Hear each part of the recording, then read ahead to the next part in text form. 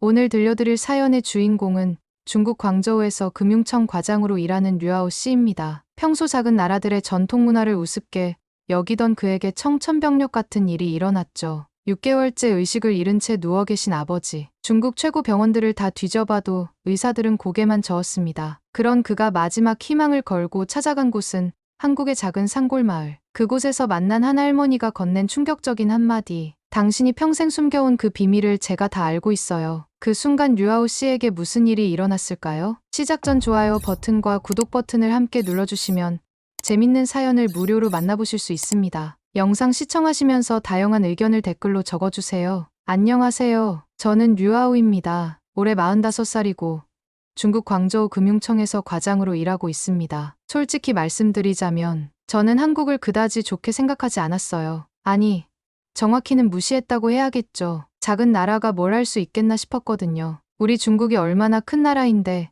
한국 같은 조그만 곳에서 뭔가 배울 게 있을까 생각했습니다. 특히 한국의 전통 문화 같은 건 정말 우습게 봤어요. 무당이니 구신이 하는 것들은 그저 무식한 사람들이나 믿는 미신이라고 여겼죠. 우리 중국은 5천년 역사를 가진 문명 국가인데 그런 원시적인 것들을 뭐하러 보겠습니까? 하지만 지금 이 이야기를 하는 제 마음은 그때와는 완전히 달라졌습니다. 모든 게 바뀐 건 6개월 전이었어요. 아버지께서 갑자기 쓰러지셨거든요.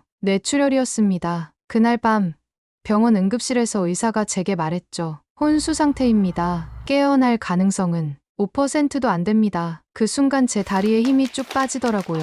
벽에 기대지 않았으면 그 자리에서 주저앉았을 거예요. 아버지는 제게 모든 것이었거든요. 어머니를 일찍 여의고 혼자 저를 키워주신 분이었으니까. 저는 돈이 있었습니다. 그래서 중국 최고의 병원들을 다 찾아다녔어요. 베이징 대학병원, 상하이 화산병원, 이름만 들어도 알만한 곳들 말이죠. 거기서 최고라는 의사들을 만났지만 대답은 똑같았습니다. 더 이상 할 수 있는 게 없습니다. 한의학도 시도해봤어요. 침술이니 한약이니 5천년 전통의 중의학이라면 뭔가 방법이 있을 거라 생각했거든요. 하지만 역시 마찬가지였습니다. 심지어 싱가포르까지 가봤어요. 거기 의료진이 세계적으로 유명하다고 해서 말이죠. 비행기표 값이며 병원비며 한 달에 제 연봉만큼 썼을 거예요. 그래도 아버지만 깨어나신다면 얼마든지 쓸 준비가 되어 있었습니다. 하지만 결과는 똑같았어요. 정말 아무도 희망을 주지 않았습니다. 병원 복도에 앉아 있을 때면 정말 막막했어요. 형광등 불빛이 하얗게 내리쬐는 그 복도에서 저는 처음으로 무력감이라는 걸 느꼈습니다. 돈도 있고 지위도 있고 인맥도 있다고 생각했는데 정작 가장 소중한 사람 하나 구하지 못하는 제가 한심했어요. 밤마다 아버지 침대 옆에 앉아서 생각했습니다. 정말 이게 끝일까? 이렇게 포기해야 하는 걸까? 아버지의 손을 잡고 있으면 따뜻했어요. 아직 살아계시다는 증거였죠. 하지만 그 손은 제 목소리에 전혀 반응하지 않았습니다. 아무리 불러도 아무리 흔들어도 조용했어요. 그때 제 머릿속엔 온통 절망뿐이었습니다. 세상에서 가장 발달했다는 의학도 가장 오래된 전통 치료법도 아무것도 아버지를 깨우지 못했거든요. 저는 그때 생각했어요. 이게 인간의 한계구나. 아무리 발버둥 쳐봐도 어쩔 수 없는 게 있구나. 하지만 지금 돌이켜보면 그때의 제가 얼마나 교만했는지 알겠어요. 중국 의료계를 다 뒤져봤다고 세상의 모든 방법을 시도해봤다고 생각했지만 정말로는 아무것도 몰랐던 거죠. 그 무력한 밤들 속에서 저에게는 상상도 못했던 기적이 기다리고 있다는 걸 그때는 전혀 몰랐습니다. 그렇게 한 달이 더 지났을 때였어요. 대학 동기인 장혜령에게서 연락이 왔습니다. 혜령이는 북경에서 한의원을 하고 있거든요. 꽤 유명한 의사죠. 하우야, 내 아버지 어떠시니?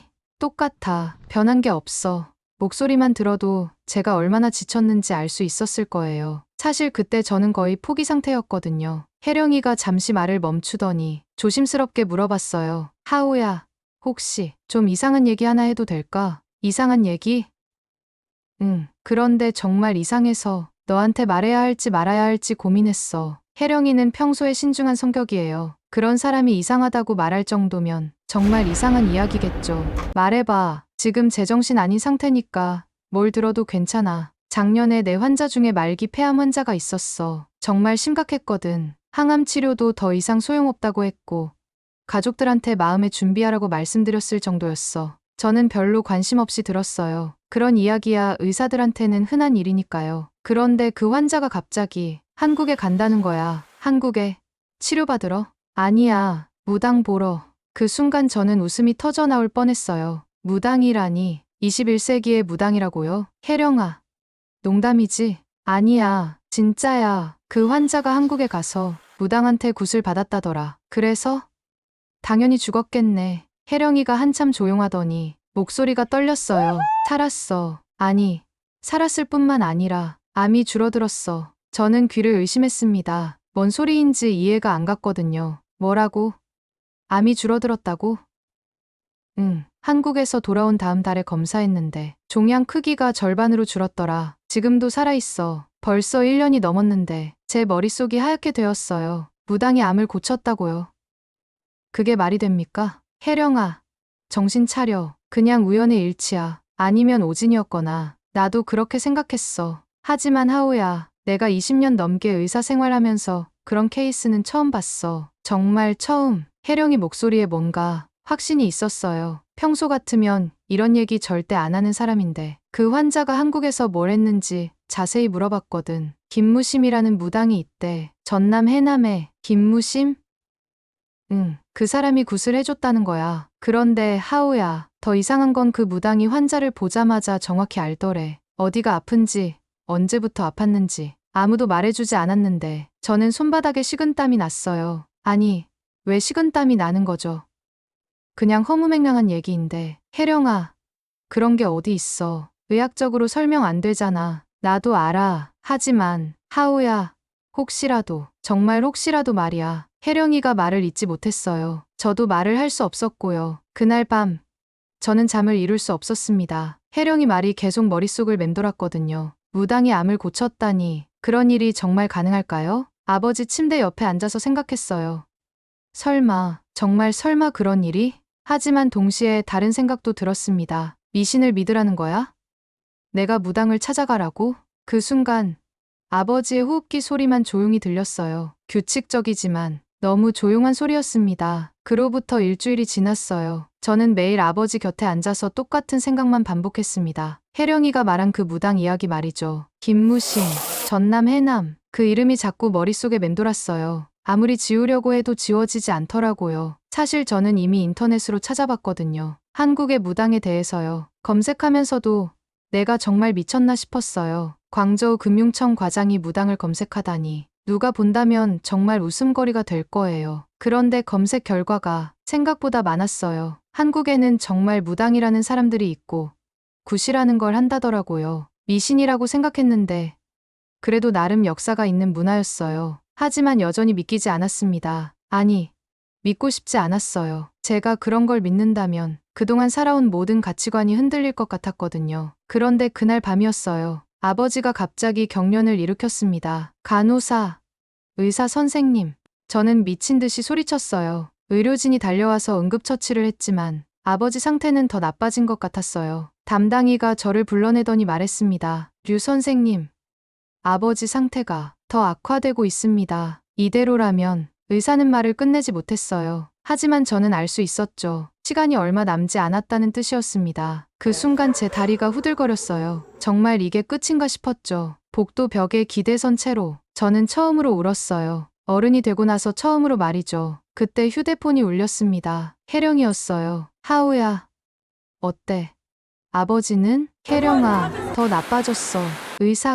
의사가 시간이 얼마 안 남았다고. 혜령이가 한참 조용하더니 조심스럽게 말했어요. 하우야, 그 김무심 할머니 연락처 내가 알아봤어. 제 심장이 쿵 떨어지는 느낌이었어요. 연락처를? 응, 그 환자한테 물어봤거든. 정확한 주소랑 가는 방법도 알아냈어. 저는 말이 안 나왔어요. 혜령이가 왜 그런 걸 알아봤을까요? 설마 제가 정말 갈 거라고 생각한 건가요? 하지만 하우야, 이건 내 선택이야. 내가 강요할 수는 없어. 전화를 끊고 나서 저는 한참을 멍하니 서 있었어요. 병원 복도에 있는 자판기가 윙윙거리는 소리만 들렸습니다. 그 소리가 왜 그렇게 크게 들리던지. 그날 밤 저는 결정했습니다. 한국에 가기로 말이죠. 다음 날 아침 저는 비서에게 말했어요. 일주일간 휴가 쓸게요. 급한 일 있으면 연락 주고. 어디 가시는데요? 그냥 좀 쉬어야겠어요. 거짓말이었죠.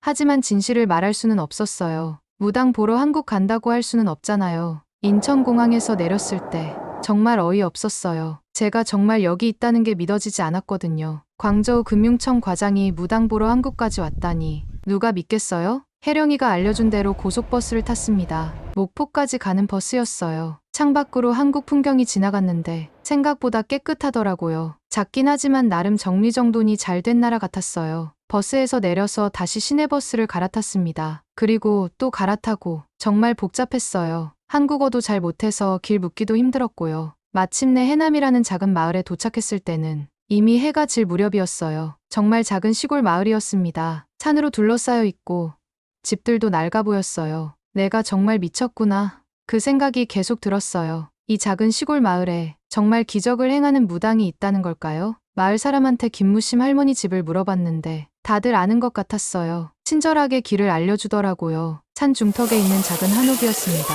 낡았지만 뭔가 특별한 느낌이 있었어요. 대문 앞에 서서 저는 한참을 망설였습니다. 정말 들어가야 하나? 이게 맞나? 하지만 아버지 생각이 났어요. 호흡기에 의존한 채 누워 계신 모습 말이죠. 저는 깊게 숨을 쉬고 문을 두드렸습니다. 문이 열렸어요. 생각보다 작은 할머니가 나타났습니다. 이른이 넘어 보였는데 눈빛이 예사롭지 않았어요. 마치 제 속을 다 들여다보는 것 같은 느낌이었거든요. 할머니, 저는 중국에서 온. 들어와. 할머니는 제 말을 끝까지 듣지도 않고 돌아서더라고요.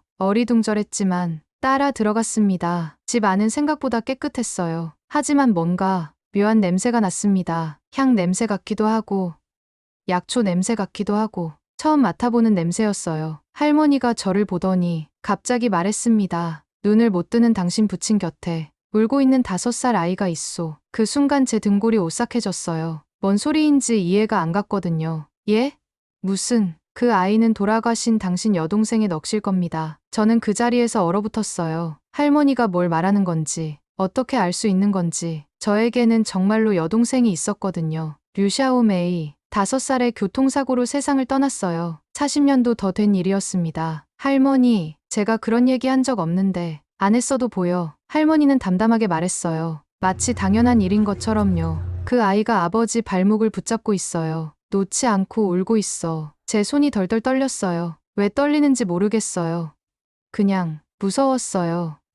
그게 무슨 뜻이에요? 아버지가 깨어나지 못하는 이유야. 그 아이가 외로워서 붙잡고 있는 거지. 할머니는 제 얼굴을 계속 쳐다봤어요. 그 시선이 정말 부담스러웠습니다. 마치 제 마음속까지 다 읽는 것 같았거든요. 할머니, 정말 그런 게 가능한가요? 그러니까 죽은 사람이 가능하고 불가능하고가 중요한 게 아니야. 지금 당신 아버지가 깨어나지 못하고 있는 게 중요한 거지. 맞는 말이었어요. 저는 가능한지 불가능한지 따질 입장이 아니었거든요. 그럼 어떻게 해야 하나요? 할머니가 잠시 생각하더니 일어섰어요. 쟤를 올려야 해. 샤오메이한테 제 이름을 부른 적도 없는데 할머니는 제 동생 이름을 정확히 알고 있었어요. 그것도 중국식 발음으로 말이죠. 쟤라는 게 군 말씀이신가요? 그래, 그 아이 넋을 달래고 아버지를 놓아주라고 해야 해. 저는 머릿속이 하얗게 되었어요. 굿을 받으라는 거잖아요. 제가 무당한테 굿을 받으라고요? 그때까지도 반은 믿지 않았어요. 하지만 동시에 할머니가 아는 것들이 너무 정확했어요. 제가 말하지 않은 것들을 어떻게 알 수 있는 거죠? 돈은 얼마나 드나요? 할머니가 피식 웃었어요. 돈 걱정은 나중에 해. 지금은 마음가짐이 중요해. 마음가짐이요? 정성이야. 정성. 진짜 아버지를 살리고 싶은 마음 말이야. 할머니 말을 들으니까 가슴이 먹먹해졌어요. 정성이라. 제가 과연 정성을 다했나 싶었거든요. 돈으로만 해결하려고 했지. 정말 마음을 다한 적이 있었나요?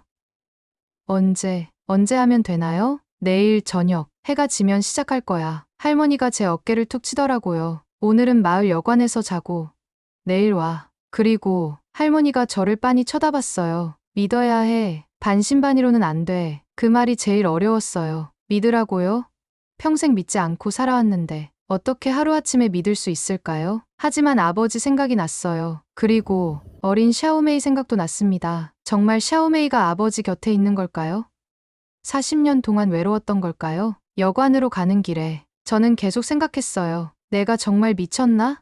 아니면 이게 마지막 희망인가? 그날 밤 꿈에 샤오메이가 나타났어요. 5살 그 모습 그대로 울고 있었습니다. 꿈에서 깨어났을 때 제 베개가 젖어 있었어요. 제가 운 건지 정말 모르겠어요. 다음 날 저녁, 해가 넘어갈 무렵 할머니 집을 다시 찾았습니다. 하루 종일 마음이 편하지 않았거든요. 계속 샤오메이 생각만 났어요. 문을 열고 들어가니 집 안이 완전히 달라져 있었어요. 촛불이 여러 개 켜져 있고 제단 같은 게 차려져 있었습니다. 과일도 놓여 있고 쌀도 있고 뭔가 엄숙한 분위기였어요. 할머니는 하얀 한복을 입고 있었어요. 낮에 본 모습과는 완전히 달랐습니다.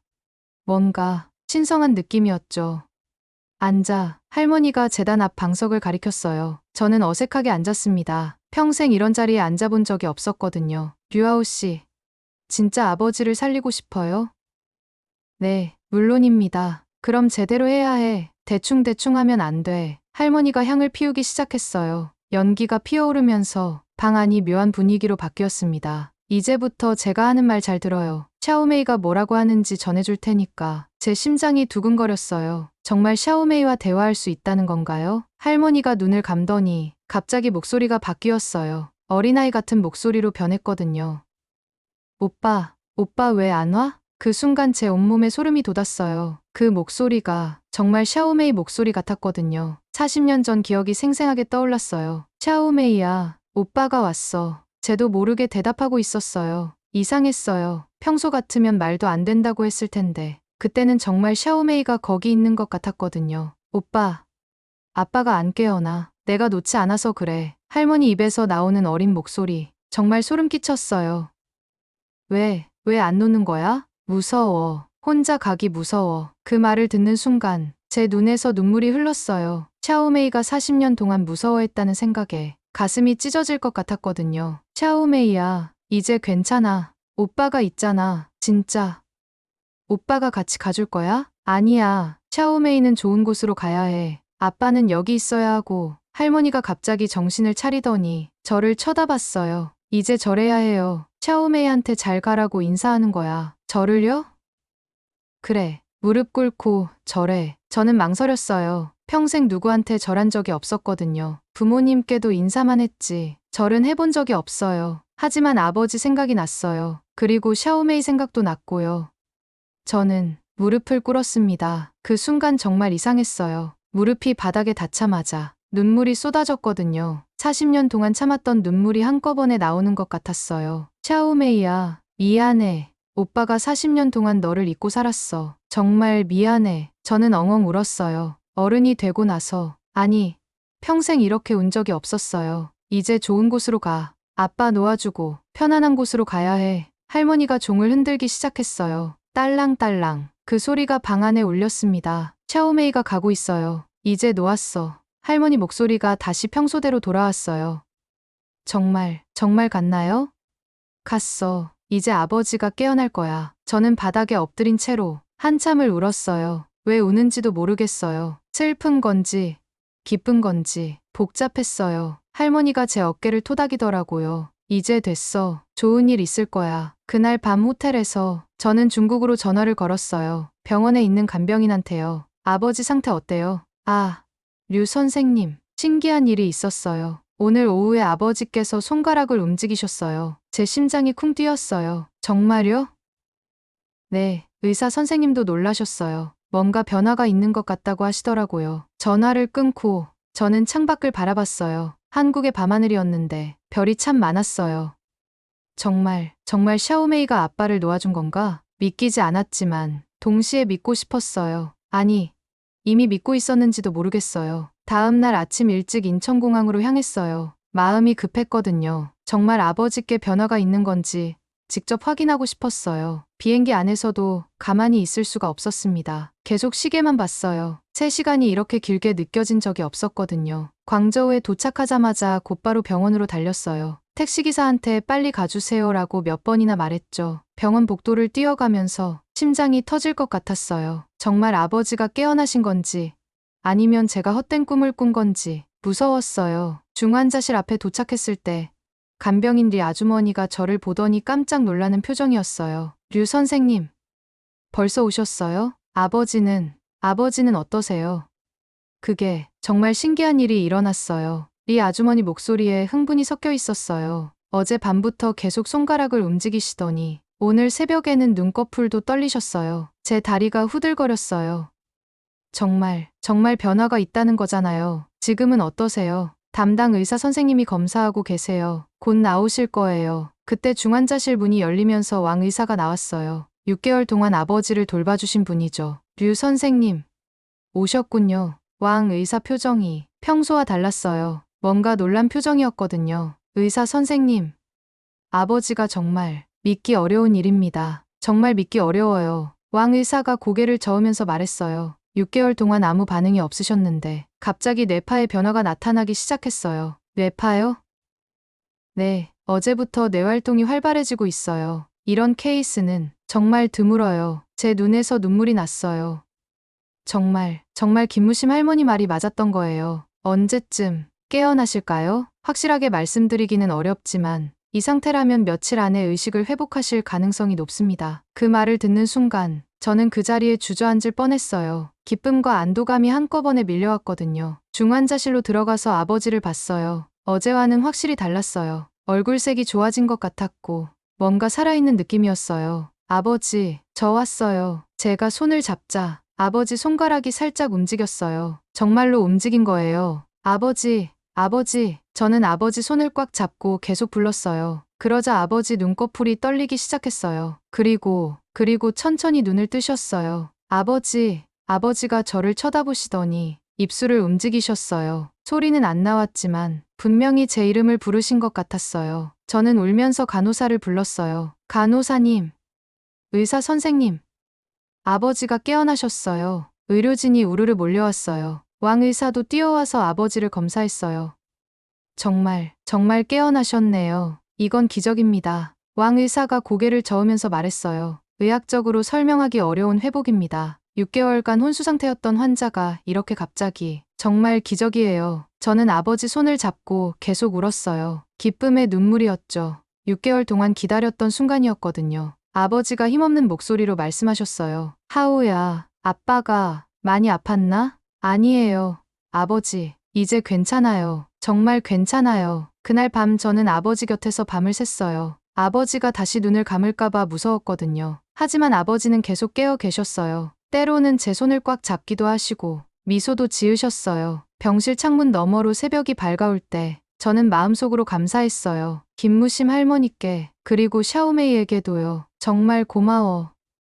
정말 고마워. 과학으로는 설명할 수 없지만 아버지는 깨어나셨어요. 그것만으로도 충분했어요. 저는 그제서야 알았어요. 세상에는 의학으로 설명할 수 없는 일들이 있다는 거요. 그리고 때로는 그런 일들이 진짜 기적을 만든다는 거요. 아버지가 완전히 회복되기까지는 한 달 정도 걸렸어요. 매일매일 조금씩 좋아지셨거든요. 말씀도 하시고 죽 같은 것도 드시고 정말 기적 같았어요. 퇴원하시던 날 저는 결심했습니다. 다시 한국에 가야겠다고요. 아버지, 제가 잠깐 여행 다녀올게요. 어디 가는데? 한국이요. 아버지가 의외라는 표정을 지으셨어요. 제가 한국을 좋아하지 않는다는 걸 아셨거든요. 무슨 일로? 감사 인사 드릴 분이 있어요. 그때는 자세히 설명드리지 않았어요. 아버지가 놀라실 것 같았거든요. 다시 해남으로 가는 길. 이번에는 마음이 달랐어요. 지난번에는 반신반의했다면 이번에는 확신을 가지고 갔거든요. 김무심 할머니 집 앞에 섰을 때 가슴이 뭉클했어요. 이 작은 집에서 아버지를 살려주신 분이 계시다니 믿기지 않았어요. 문을 두드리자 할머니가 나오셨어요. 저를 보시더니 미소를 지으셨어요. 왔구나,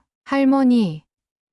저 말이 막혔어요. 뭐라고 감사를 표현해야 할지 모르겠더라고요. 할머니가 집 안으로 들어가라고 하셨어요. 지난번과 똑같은 방이었는데 이번에는 느낌이 달랐어요. 무섭지 않았거든요. 아버지 어때? 깨어나셨어요. 완전히 회복하셨어요. 다행이네. 할머니는 담담하게 말씀하셨어요. 마치 당연한 일인 것처럼요. 저는 무릎을 꿇었습니다. 지난번보다 더 깊게 절했어요. 할머니, 정말 감사합니다. 제 아버지를 살려주셔서. 고개 들어 할머니가 제 팔을 잡아 일으키셨어요. 내가 살린 게 아니야. 내 정성이 살린 거지. 제 정성이요? 그래. 아버지를 향한 내 마음. 샤오메이를 보내준 내 용기. 그게 기적을 만든 거야. 할머니 말씀을 들으니 가슴이 따뜻해졌어요. 할머니, 제가 돈은 됐어. 대신 할머니가 저를 빤히 쳐다보셨어요. 이제 믿지? 그 질문에 저는 확신을 가지고 대답할 수 있었어요.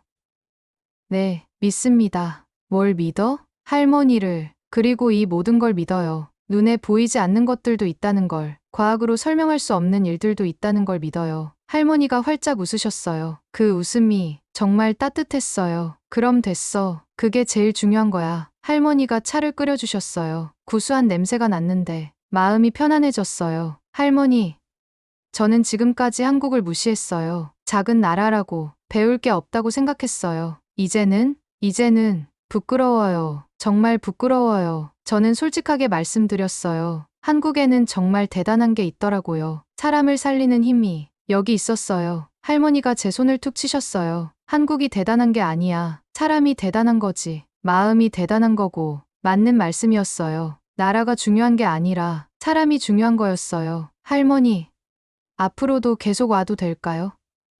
그냥 인사드리러요. 언제든지 와. 차나 한잔 하자. 그날 저녁 늦게까지 할머니와 이야기했어요. 무속에 대한 이야기, 한국 문화에 대한 이야기. 정말 많은 걸 배웠어요. 돌아가는 길에 저는 다짐했습니다. 앞으로는 절대 다른 나라를 무시하지 않겠다고요. 특히 한국은 제게 새로운 세상을 보여준 나라니까요. 공항에서 아버지께 전화드렸어요. 아버지, 저 한국에서 정말 좋은 분 만났어요. 어떤 분인데? 아버지를 살려주신 분이에요. 아버지가 한참 조용하시더니 말씀하셨어요. 그분께 꼭 감사 인사 전해줘. 네.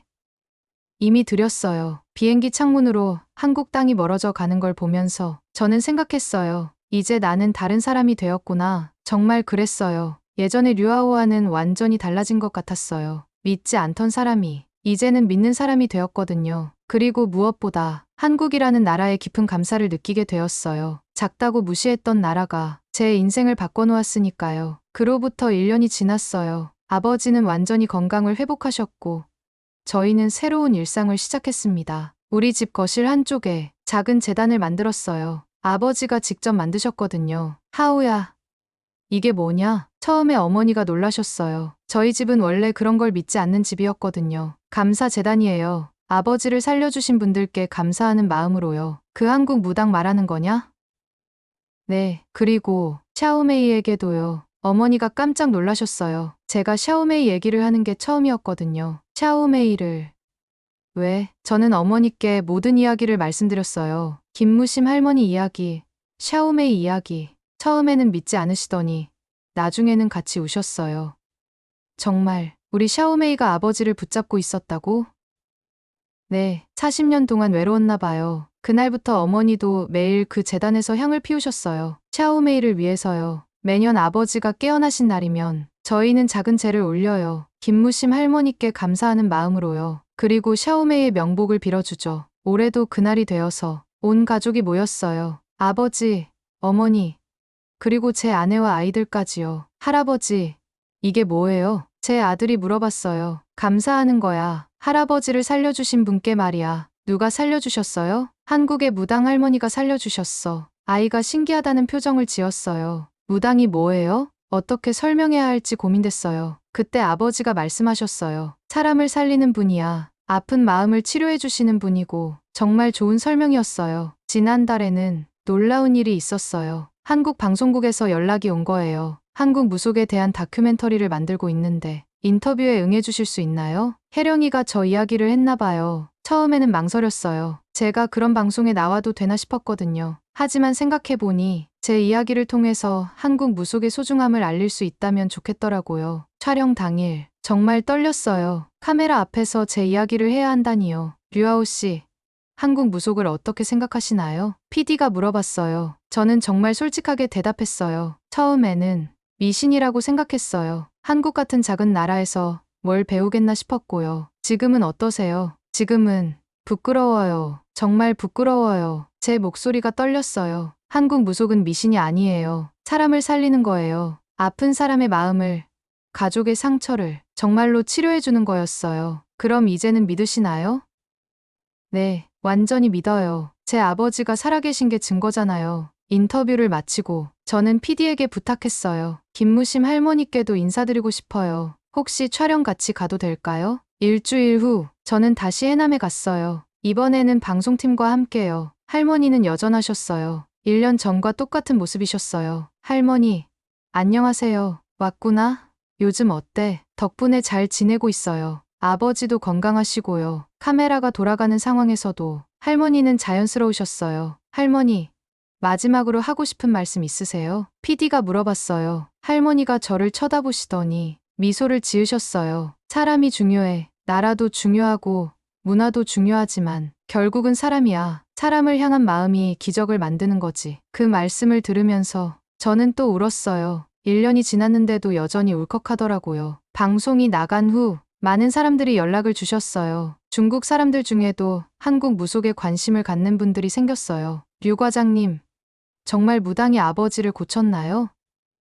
네, 정말이에요. 저희 어머니도 혹시 도움이 될까요? 그런 질문을 받을 때마다 저는 조심스럽게 대답해요. 확신은 못 드려요. 하지만 마음을 열고 가보세요. 정성을 다해서요. 이제 저는 한국을 사랑합니다. 정말 진심으로요. 그 이유는 단순해요. 한국이 제게 가장 소중한 것을 돌려줬거든요. 아버지를요. 그리고 더 중요한 건 저에게 새로운 세상을 보여줬다는 거예요. 눈에 보이지 않는 것들의 소중함을, 마음의 힘을, 정성의 의미를요. 이제 저는 더 이상 미신이라고 말하지 않아요. 대신 이렇게 말하죠. 그건 미신이 아니라 사람입니다. 사람을 향한 사랑이고 가족을 향한 정성이에요. 김무심 할머니께서 저에게 가르쳐 주신 가장 큰 교훈, 그건 바로 이거였어요. 믿음이란 기적을 만드는 게 아니라 기적을 받아들이는 마음을 만드는 거라는 것을요.